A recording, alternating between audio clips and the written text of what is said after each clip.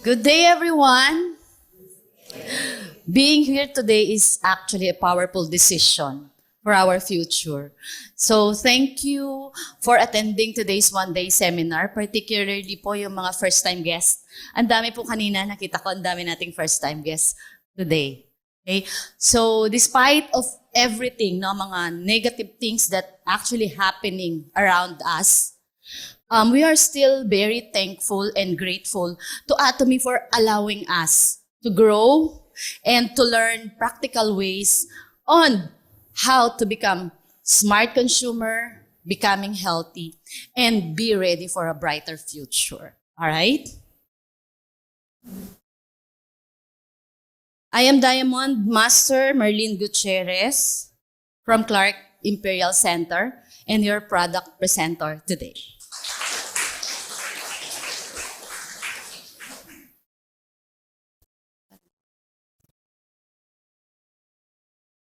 Alright. Nowadays, ito po ang isa sa malaking problema, hindi lamang dito sa Pilipinas, kundi sa buong mundo. Tama po? It's a hidden hunger. Ano po ba ang ibig sabihin ng hidden hunger? Ibig sabihin, kumakain tayo araw-araw, nabubusog tayo araw-araw. Pero our body is lacking the nutrients needed to stay healthy. Tama po ba? Alright.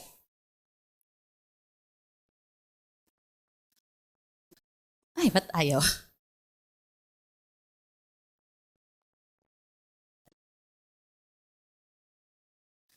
Today's lifestyle is faster than ever. Napansin niyo po ba? Ang bilis ng panahon, ang bilis lumipas ng maghapon.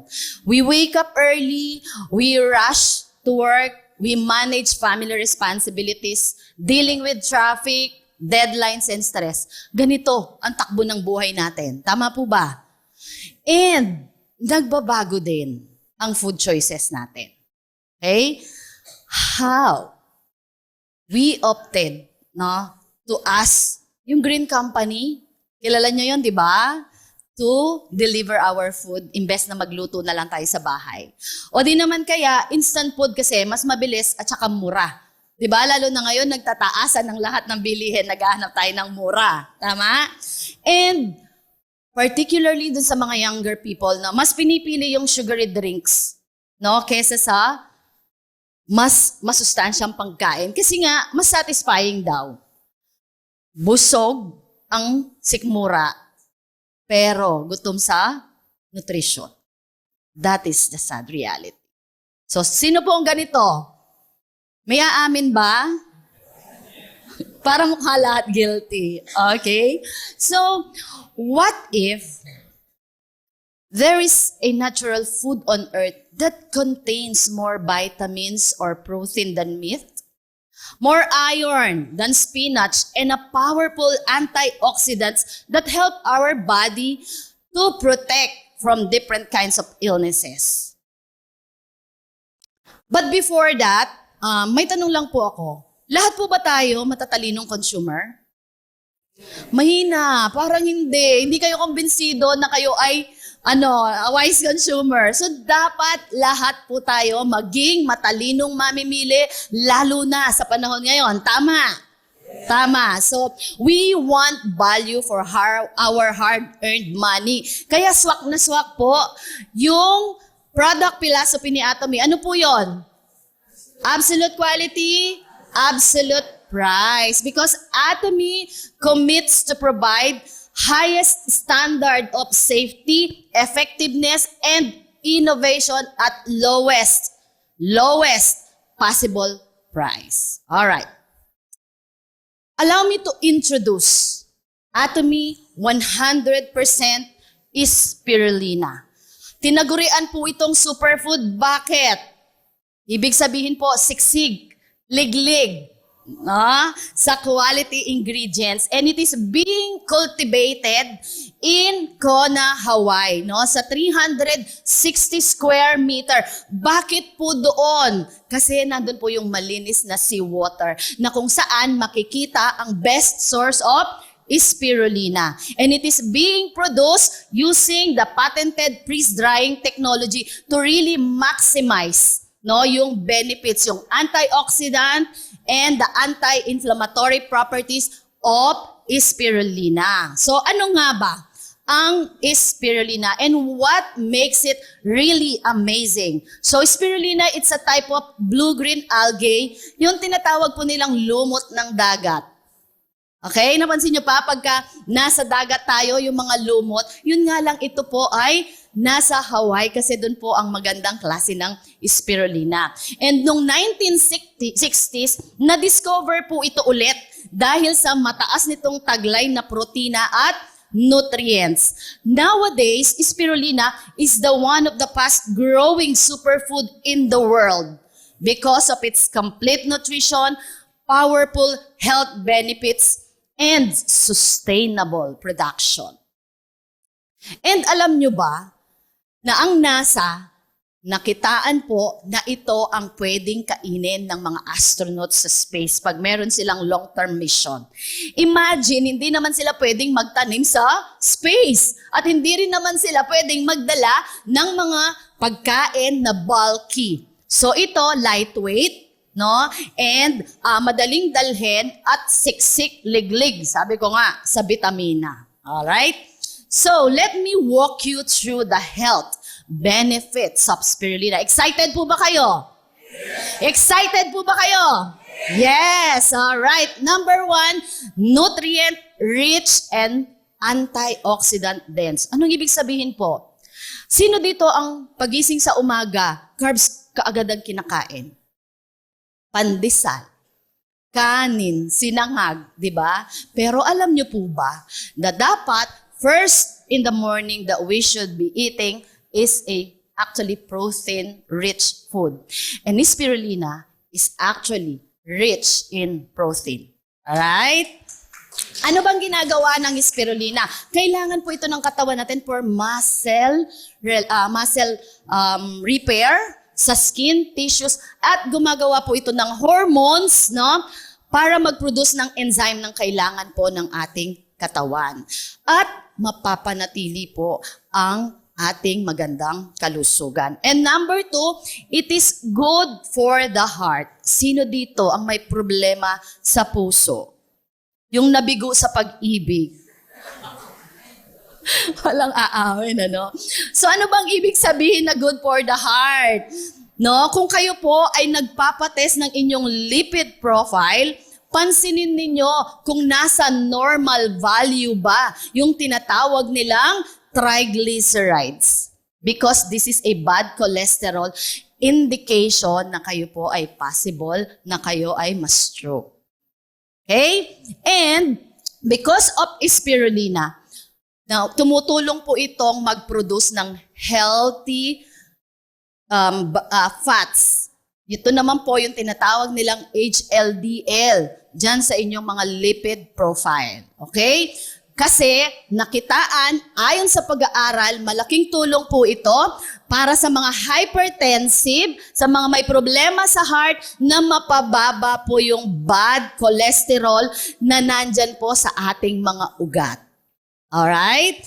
And next, number 3. Eto, usong-uso ngayon. Meron ba kayong kilala na makaamoy lang ng masyadong mabango? Alikabok? Usok, sensitive na agad, nagkakaroon na sila ng allergic rhinitis. Ano pa ba? Skin allergy. Pag sobrang lamig, sobrang init ng panahon, nagkakaroon po sila ng skin, mga pantal-pantal.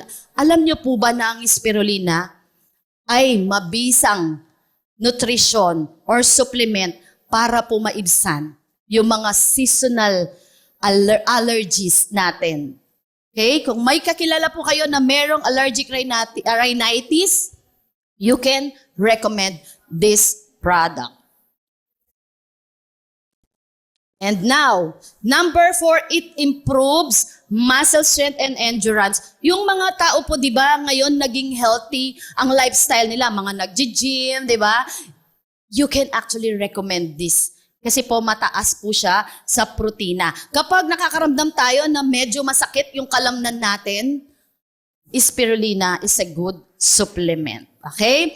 And number 5, sino dito yung mga diabetic? Ayan, ang daming nagtaas. Dito, ayun, ang dami din. Diba? Study shows na ang spirulina po significantly reduces your fasting blood sugar. No, yung mga type 2 diabetes. Kaya, pwede nyo po itong i-recommenda. Usually kasi, no, yung mga nakakausap po natin na mga consumer or mga prospect, lagi, sa 10 tatanungin or kakausapin mo, yung mga 3-5 may diabetes yan. Okay? So, number 6, it reduces body fat and weight in adult. Ayan. May narinig ako doon, pampadiet, pampapayat, pampabawas ng bilbil, pampaliit ng bewang. Tama po kayo. Ayan. So, nakita rin po sa pag-aaral na ang pagtitake ng 2 grams of spirulina in 12 weeks. Okay? 2 grams of spirulina in 12 weeks, nakaka-lower ng body weight, reduces body mass index, yung mga very particular sa kanilang weight, no? And also decreases fat percentage, yung mga bilbil nyo. Tingnan nyo nga po yung katabi nyo. Baka malaki ang bilbil, sabihan nyo, mag-spirulina ka na.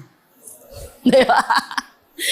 Alright. So, yan po ang ating Atomy 100% spirulina. Anong napansin nyo ngayon? Ang mahal ng bilihin, di ba? Ang mahal ng gulay, ang mahal ng mga meat, ngayon hindi na problema. Bago pa magtaasan, mag-stock na po kayo ng spirulina. Magkano lang siya? Wala mang 10 piso. Pero nakakain ka na ng protina galing sa beef and other meat sources. San ka pa? Mag-aalala ka ba na tumataas ngayon ng bilihin? Hindi. Wala bang natuwa sa balita ko? Ayan, mag-stock na po tayo ng Atomy spirulina. Okay, moving forward to the next product. Ay, wait lang. Discuss ko lang po pala ito. Importante lang. The recommended daily intake of spirulina. Expert says 1 to 3 grams daily nutrition for a well-balanced, no? Para tayo po ay maging healthy. And 3 to 5 grams for energy, detoxification, and the antioxidant protection. Kasi nga po, mataas po ito sa phycocyanin na tinatawag nila. Yan po yung nagpoprotekta sa mga cells natin para hindi po tayo magkaroon ng chronic illnesses. And up to 8 grams for cholesterol, blood sugar support, and inflammation reduction. So, ibig sabihin po, wala naman pong na-overdose sa spirulina. And actually, according po sa research ko, if you take that suggestion, kahit hindi ka umiinom ng gamot, can actually help you to deal with your health issues. Kasi nga po, it's a nutrition. Tama? But Atomy's recommended dosage is 400 grams 2 times daily is equal to 800 milligram. Ibig sabihin, 0.8 grams lang po yan. Tama? Pero ang recommended ay as 1 to 3 grams per day. So, ibig sabihin, kung gusto nyong magdagdag dun sa recommended na 2 times daily, pwede. Depending on the health issues that you want to address. And bakit ito po ang recommendation ni Atomy? Kasi nga po, sabi ko nga sa inyo, ang ating pong spirulina sources ay napakataas ng quality. So, ganun po si Atomy. Alright? Malinaw po ba? Alright.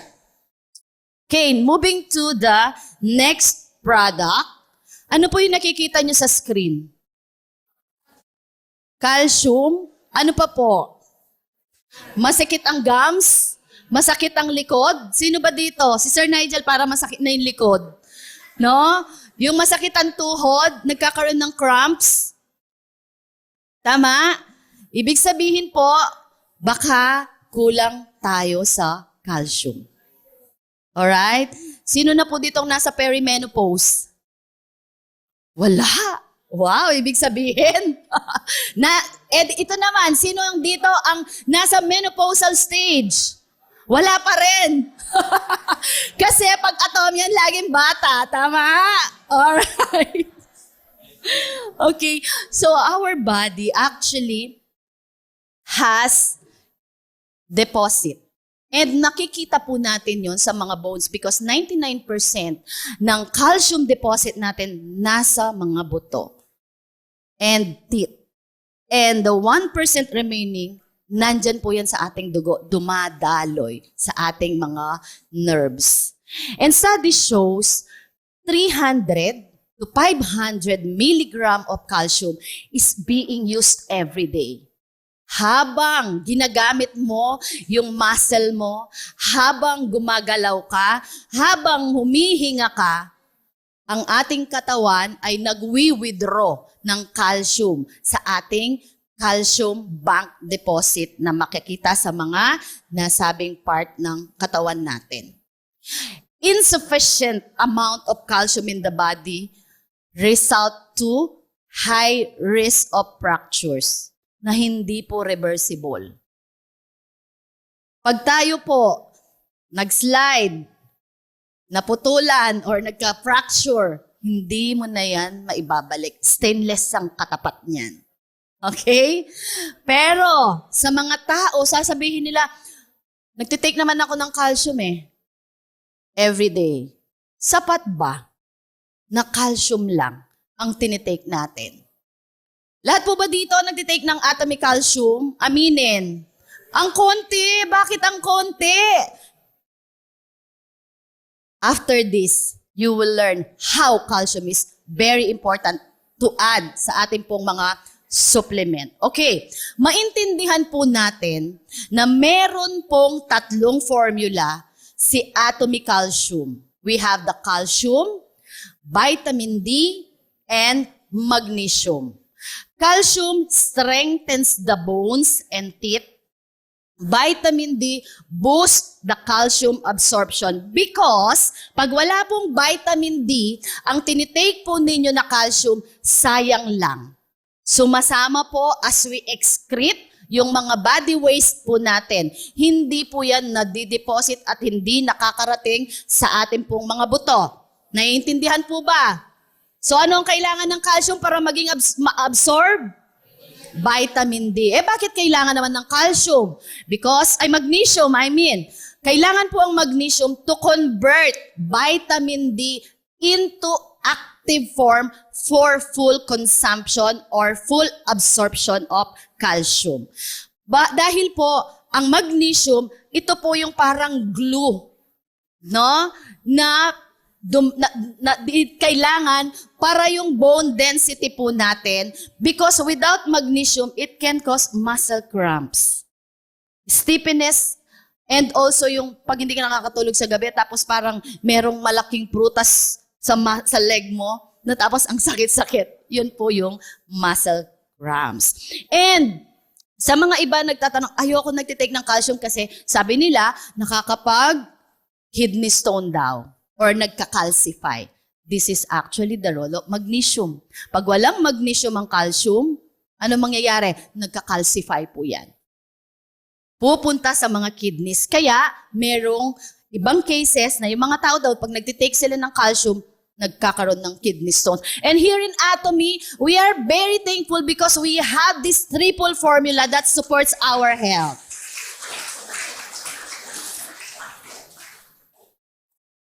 Thank you. So, here is the recommended ratio of calcium and magnesium. Bakit mahalaga? Pagka po yan ay hindi balanse, ang mangyayari po dyan ay magkakaroon ng muscle cramps and weakness, kidney stone, constipation, and irregular heartbeat. Narinig niyo po ba na sinasabi ng iba, laging mataas ang presyon nila at ayaw nilang mag-take ng calcium kasi wala pong magnesium yon. Alright? So, alam nyo na ngayon ang isasagot. Okay? So, importante po yan. Nakita po sa pag-aaral na yung 2:1 ratio is recommended. A healthy recommendation for our calcium. Okay? And wait lang, here's more. Alam nyo ba na ang source ng ating calcium is the red algae from Japan? No, it's a product of Japan, GSGS of Japan. Tama? Bakit? Because this algae is a plant-based. Kanina, ang pinag-uusapan natin, green algae. Tama? Ngayon, lumipat naman tayo sa red algae. Kasi ito po yung calcium source natin. Because it is free from heavy metals and contaminants. And bakit pinili ito ni Atomy? Kasi mas madali po itong ma-absorb ng katawan natin compared to other calcium sources. Okay? So alam nyo na po, paano natin i-explain no, sa ating mga consumer. And before that, bago nyo pa man i-explain sa iba, i-try nyo muna. Mag-add to cart po kayo pagkatapos ng seminar natin. Alright? So this makes Atomy stands out from the rest by providing absolute quality, absolute price. And here is the crucial period for taking calcium. Yung mga, baka meron po kayo dito mga anak na nasa growing years. No? Consider calcium supplements kasi po yan po yung foundation ng kanilang growing period. And for the pregnant women and the not so old, the not so old people, no, recommended po yan. Senior citizen, perimenopause women, menopause women, it's a must. Wala pong excuse dyan. Alright? Okay. So, once again, I am Diamond Master. Thank you for listening. I hope I was able to share some information that we can use as we share the goodness and the great news to our consumer. Diamond Master from Clark Imperial Mess Center, Marlene Gutierrez.